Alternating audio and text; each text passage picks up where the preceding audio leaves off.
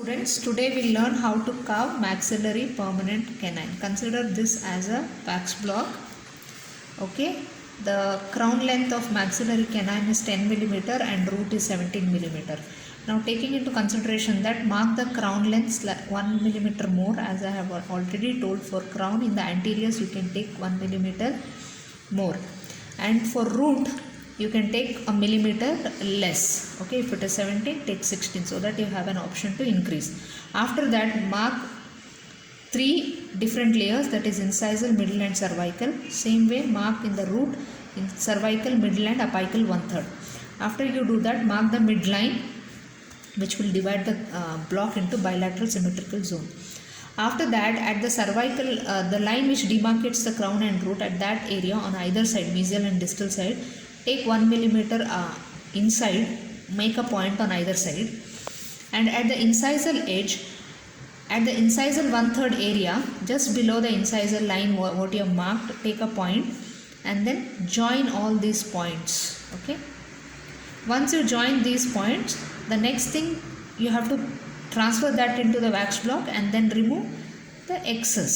Okay, let us see now how to do this in the wax block. Let us mark accordingly in our wax block. Okay, taking the measurement will do, it is 10, I will take 1 millimeter more. For crown it is 17, I will take 16. Root I will take 16. Now I will make this on all 4 side marking.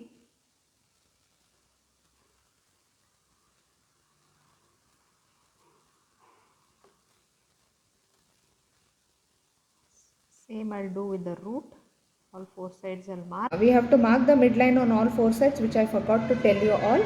Okay, I had done it on the paper. We'll just mark the midline on all 4 sides. Okay, after that, now we'll remove the wax, excess wax, mesial and distal slope. Okay, and at the cervical 1/3. Okay, so after this is done, now the next step is same procedure has to be followed on the lingual side. So lingual also I'll mark the same thing. Okay, and then I'll remove the wax. Okay, same way I'll do lingually also, following the same step.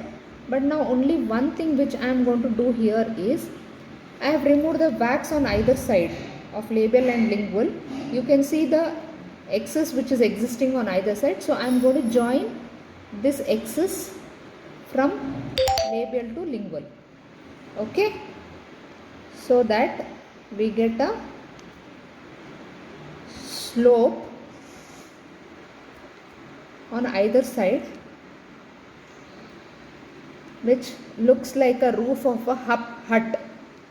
Okay, see, it looks like a roof of a hut. Okay, by joining the slopes both labially and lingually. So after this is done, the next step is, as usual, how we used to do for incisors, we used to converge the mesial and distal side towards lingual. So now what we will do, when we see from the labial side, we are not supposed to see mesial and distal. So I am converging it lingually. Okay, see. So always when you are converging, remember that you maintain the shape of the tooth, and when you are converging, incisal 1/3 should not be touched. That is a thumb, slightly, very little and little you have to touch. Otherwise it's always better, don't indulge in removing more wax at the incisal 1/3. After this is done, now let's go for the next step. Now how are you going to give that prominent middle labial ridge? Now when we were doing incisors, we were removing wax in a downward direction and slightly upward direction to get the crust of curvature. Similar pattern is followed, wherein we remove a millimeter of wax at the cervical 1/3 by moving the wax in the carver in the upward direction. After that, here slightly we change the direction of moving our carver. We are going to move our carver in a cross direction. Okay, first, once we do on either side cross direction, and the third stroke which we are going to give is straight at the center.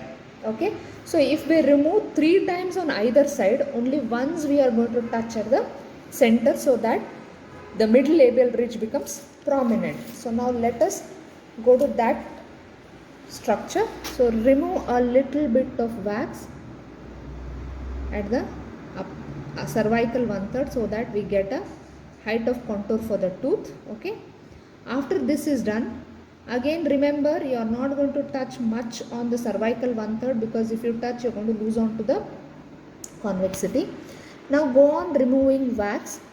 So we have a, now the midline must have gone now by before, because of carving. We can just make a midline marking again on the surface of the crown, which will help us dividing labial and lingual aspect. Okay, so now go on removing the wax. See, in a crossword direction. If I am removing it 3-4 times, only once I will be touching at the center. So when I am doing, you just observe that I am removing on either side wax, okay, and center. But see, I am trying to take this down more lingually, okay, so that we get the convexity also simultaneously onto the surface of the crown. And always remember, you need to make a outline study on either side, the mesial outline and the distal outline, and you should not cross that outline. The moment you cross that outline, what happens? The labial aspect will merge with the mesial and distal. That should not happen. We should have a categorical outline demarcated for the labial aspect in terms of mesial and distal outline. Okay.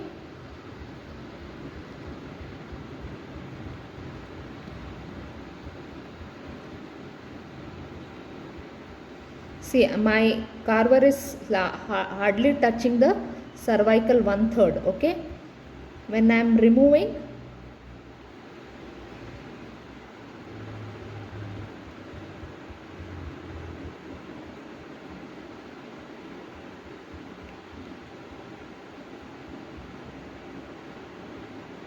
see, can you all see the bulk which is there now?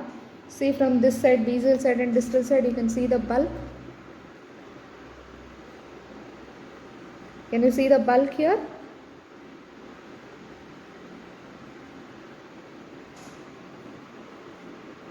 Yeah. Can you see the bulk here? This is the middle labial ridge, which has become prominent when we view from the mesial and distal side. Okay. Now let us continue with the same till we reach the midline. There is a midline which is marked, how we did it for central incisors. Same way we have to do. Continue that process until you reach your midline. So once you are sure you reach that midline, the next step is come on to the lingual surface. Now in the lingual surface, same thumb rule. Cervical 1/3 you don't touch, which becomes your singular, and go on removing excess wax on the midline incisal 1/3 until you reach the midline. Okay. And the removal of wax is similar to that of what you followed in the incisors. Okay, there is no difference in that. Only difference you are going to see here is the presence of mesial and distal slope. Okay.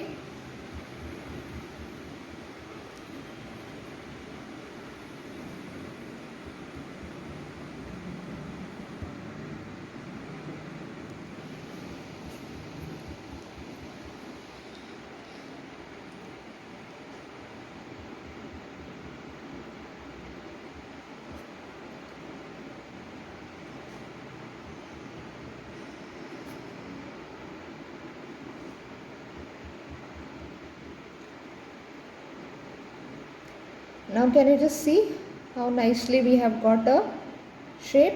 Now if at all you are not comfortable doing this way, what you can do is always, as I had told last class also, for last time when I was doing carving demo, you can mark a shape on mesial or a distal, both side, mesial or distal side.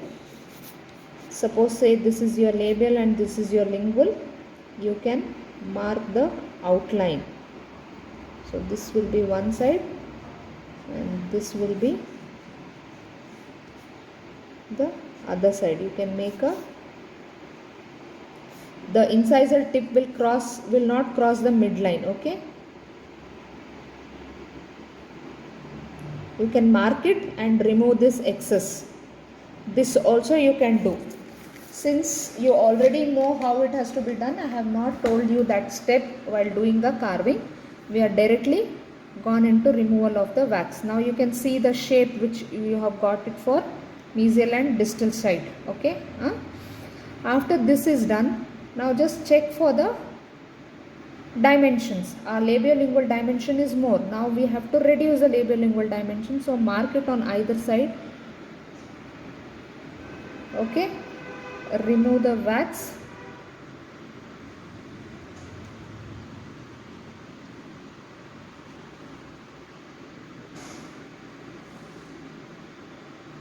Again, when I am doing this, I am trying to maintain the shape and keeping our incisal edge wide. And after that, when I visualize from labial side, I should not be seeing mesial and distal, so I am converging it. Okay. See, when I am converging, I am touching once or twice at the incisal edge. Otherwise, I am not touching the incisal edge. Okay. So that the divergence is maintained on the labial side and the shape of the crown is maintained.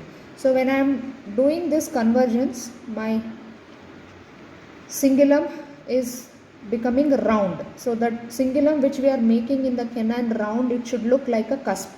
So again, slightly take a wax inside at the cervical 1/3 and go on making it rounded. Okay, so that the cingulum becomes prominent and looks like a cusp. Okay.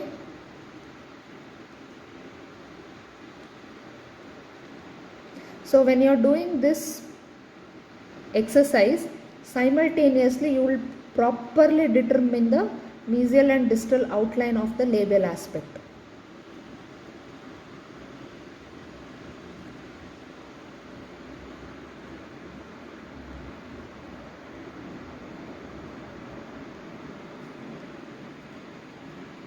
Okay, so now continue doing the same.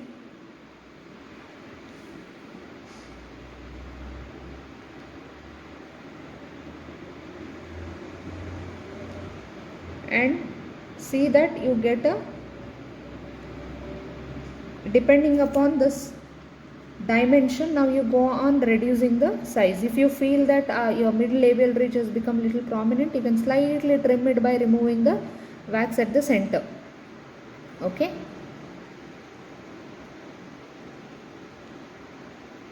Now I'll just concentrate on reducing the size. If my I'll just check for the dimension and then I go on reducing it accordingly. I think my crown length of crown length must be slightly more.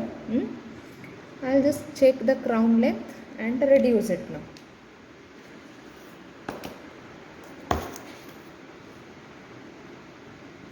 So it is more by 2 millimeters approximately.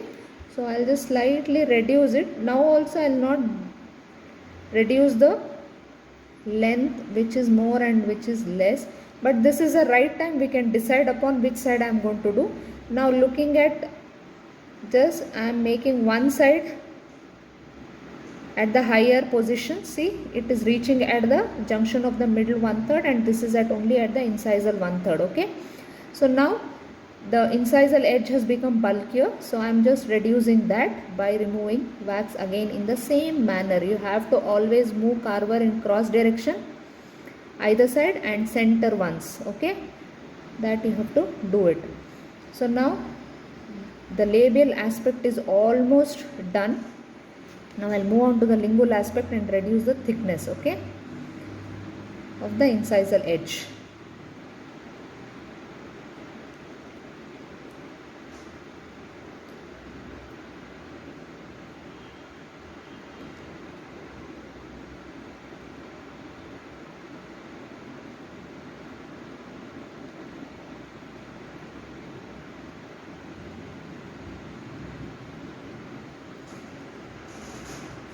After this, I'll just check the mesiodistal dimension of the crown at the cervix and the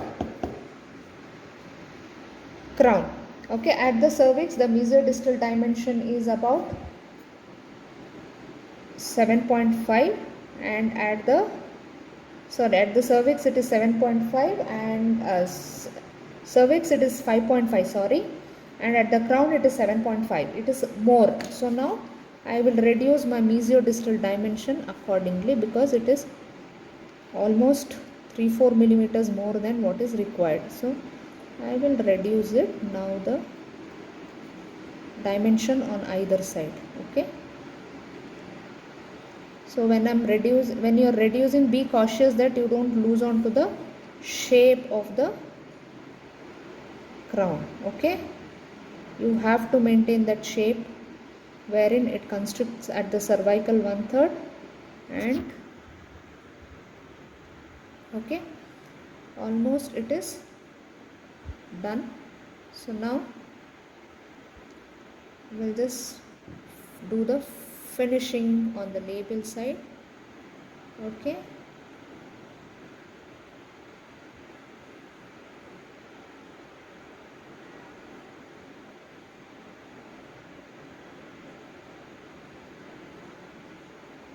Okay, after we do this much, now we have to check for labiolingual dimension. Labiolingual dimension is 8 at the crown, and at the cervix it is 7.5.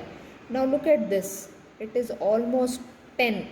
So labially we are not going to touch, we are going to only touch lingually and reduce the bulk and reduce the labiolingual dimension. So when we are doing the crown, simultaneously at the cervical 1/3 of the crown also, on the lingual side it will also get reduced. Okay.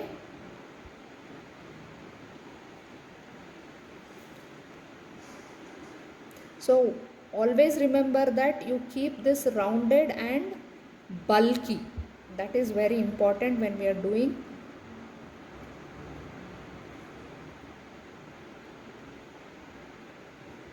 canine. Okay.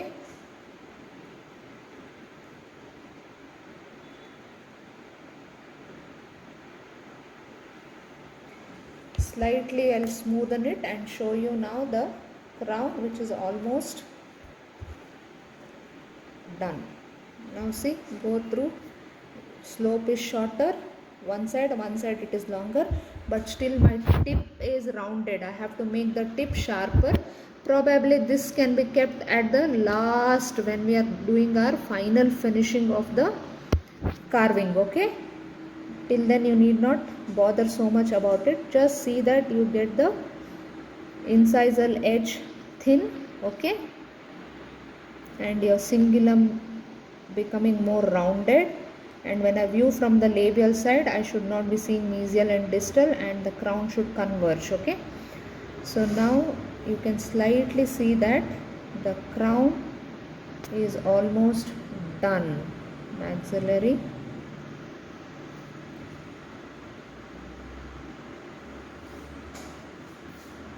okay, the final finish we will give only once we are done with the root. Okay,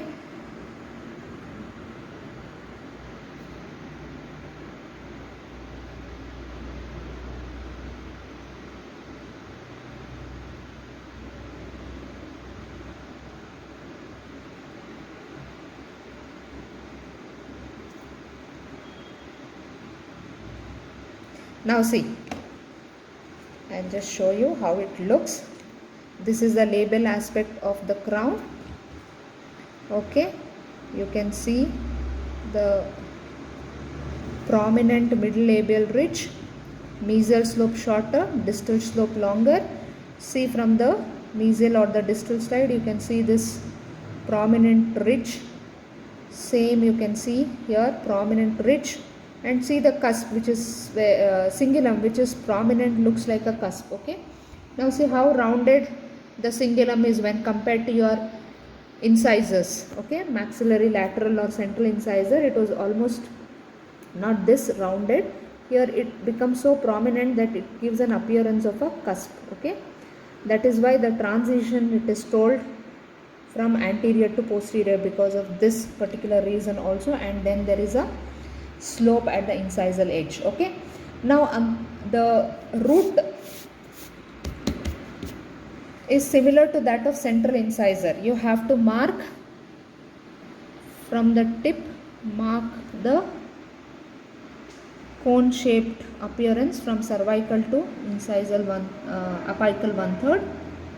Okay, on all sides, and go on removing the excess. It is similar to that of central incisor, so that's the reason I am not drawing it on the paper. So now I'll remove the excess. Always again, when you're doing a root from the labial side, you're not supposed to see mesial and distal outline of the root. Okay, so all four sides I am removing excess first. Okay,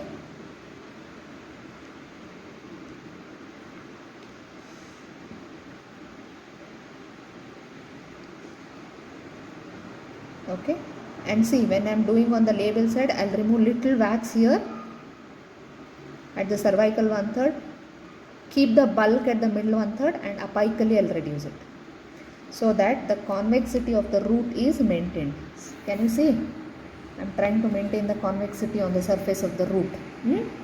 Similar thing I'll do on the labial side, lingual side also, where I'll remove a bit of a wax cervically, little, and then apically I'll constrict, so that I get that convexity onto the surface of the root.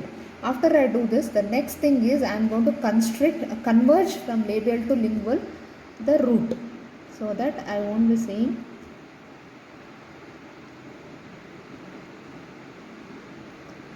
when I view from the labial side, I should not be seeing mesial and distal portion of the root. So I am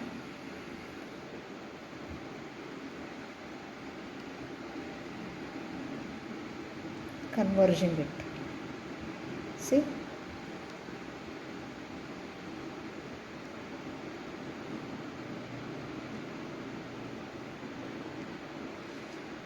Root is similar to that of how we do for incisors. Okay, there is no difference in that. Okay.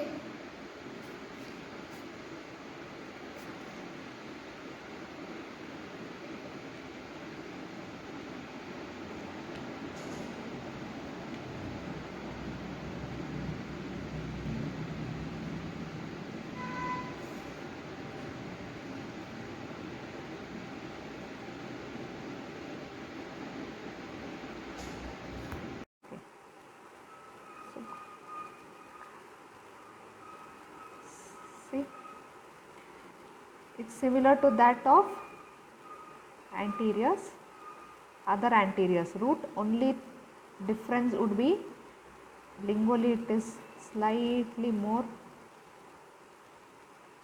prominent. Okay, the width will be little less lingually when you make the root. Okay, after this, constrict apically.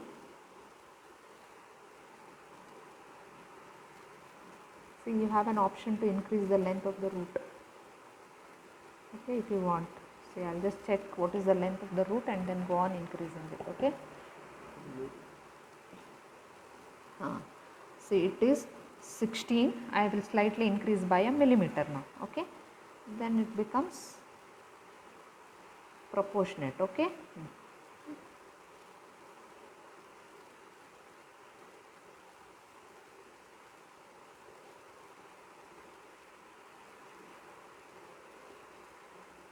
So this has to be done before you do a apical constriction of the root. Okay. After doing apical constriction, if you are going to do, then the morphology of the root will be lost. Okay. So initially only you have to do it and finish it off. Okay. Later you cannot do this, increase in the length. Okay. So now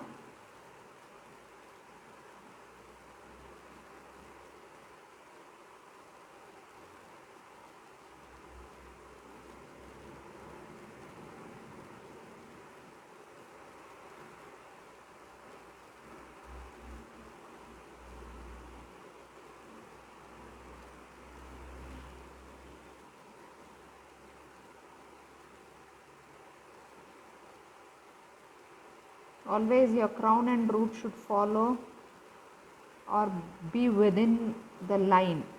It should not, the crown should not go out of the root and root should not go out of the crown. Okay.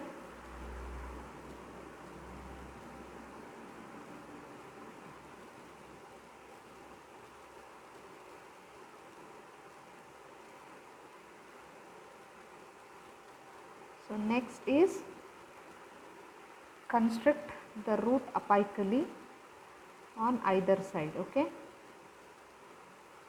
If you want, you can even give a distal tilt for the root. Okay, at the apical 1/3, which I am doing it now.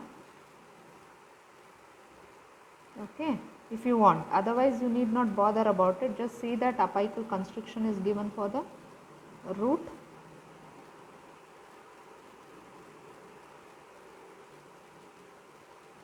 Carefully you do, that's all. Don't get panic that it's going to break the base or something like that, but you can do.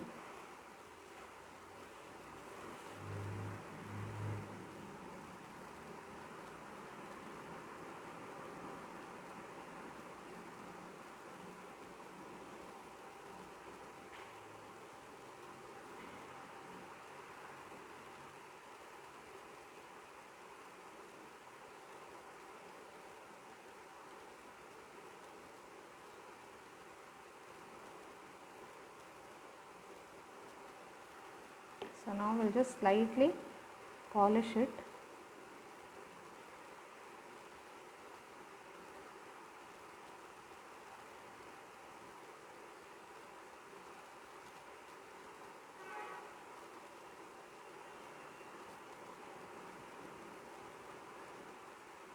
Check and see if there are any irregularities, and then so my almost the canine is done, and my cervical line, cervical,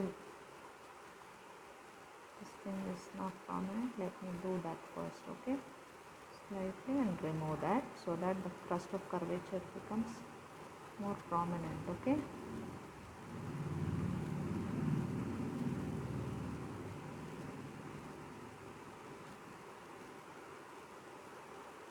If I want to give a distal tilt, you can slightly remove the wax and give, okay, on the root surface. See that it gives a distal tilt to the root. Okay.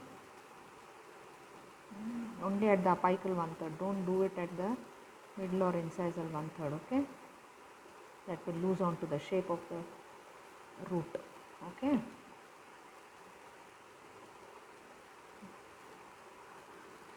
So after this, the next step is just check whether your incisal edge is sharp or not. If you feel it is bulky, you can slightly remove the wax to make the incisal edge thin. Okay. You can do it from both labial and lingual side. Okay.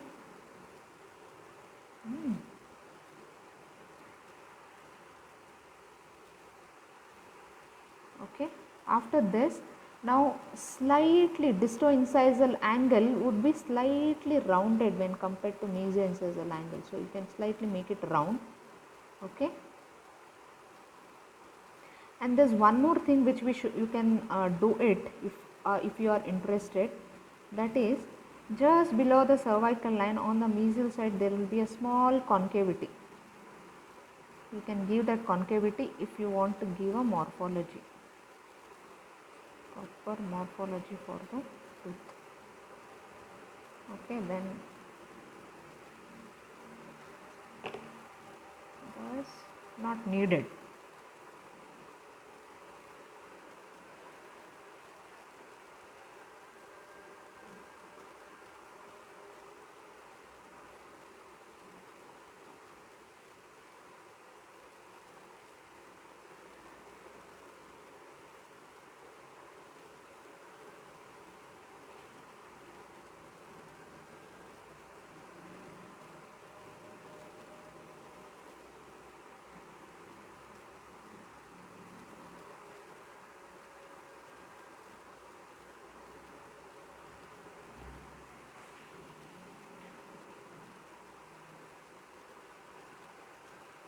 Okay, after this, now mark the cervical line. Cervical line, distally it is 1 millimeter short and mesially it is 1 millimeter longer. Okay, so mark the cervical line. Mesially it is deep, distally it is at less, and then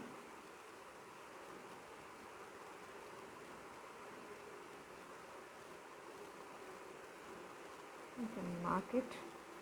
So meanwhile, same principle to be followed as you did for your incisor. Remove little wax on the cervical above the cervical 1/3 of the crown on the root, so that it appears as the crown is sitting on the root. Okay.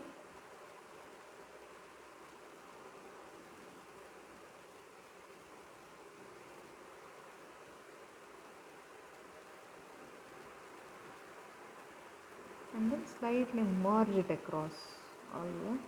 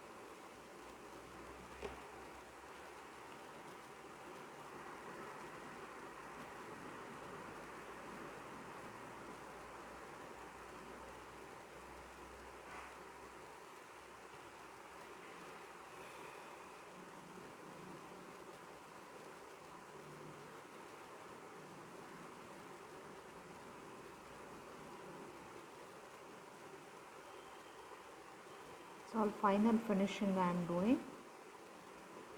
Any irregularities or anything that I am correcting and trying to merge it. Okay.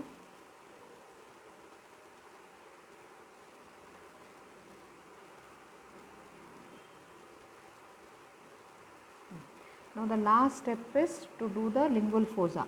Lingual fossa is two fossas will be present, one on the mesial side and the other one on the distal side. Okay.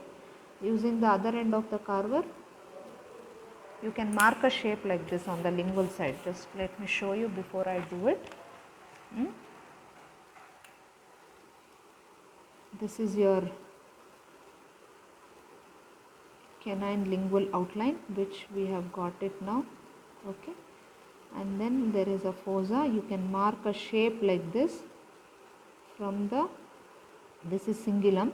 Okay, below that you can make a two shape of a triangle till the incisal edge and then remove the excess wax. So since I am used to, I am not marking, I am just going on making the fossa on either side. Okay.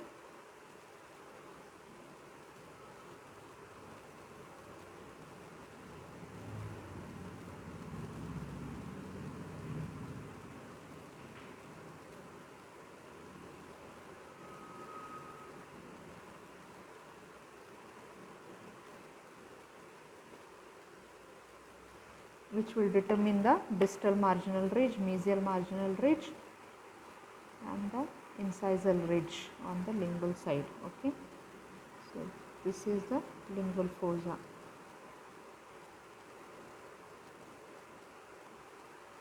Okay, so now see, when you are doing lingual fossa, you even got a concavity. If you feel there is lack of concavity, you can slightly remove the wax and give a concavity to the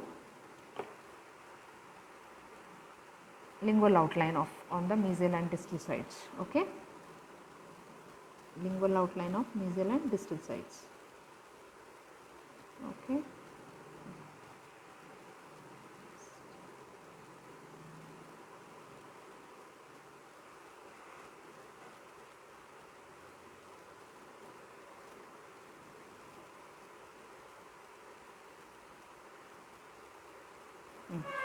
The last part of the carving, the canine will have a root developmental groove on the mesial and distal side. The root developmental groove will be slightly more prominent on the distal side when compared to the mesial side. Okay. So how will we make that root developmental groove? I'll just let you know now. Still I have to.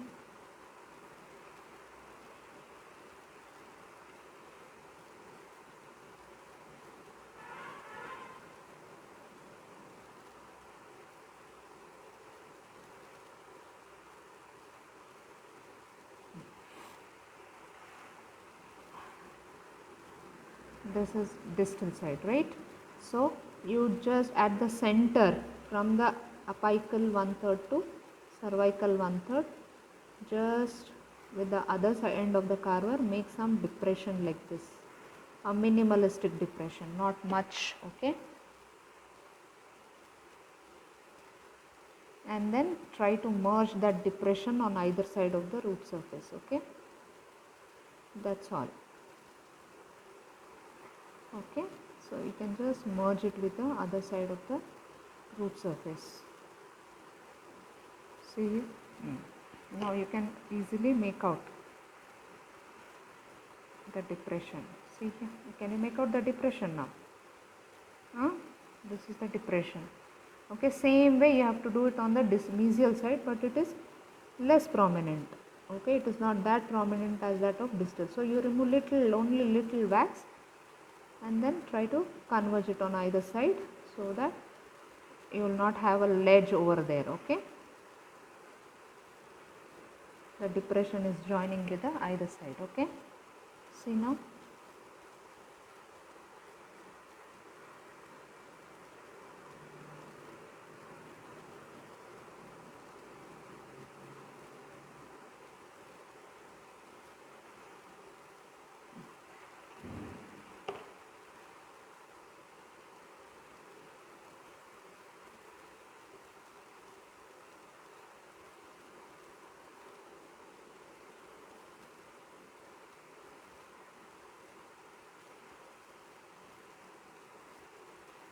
Nice distal tilt is there apically. Apical 1/3, if you all observe, I don't know whether you are able to see it or not, but it is there, a minimalistic apical 1/3.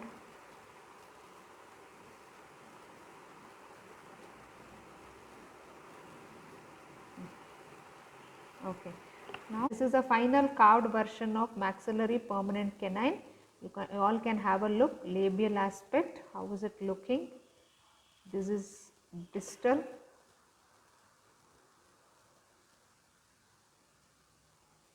Lingual.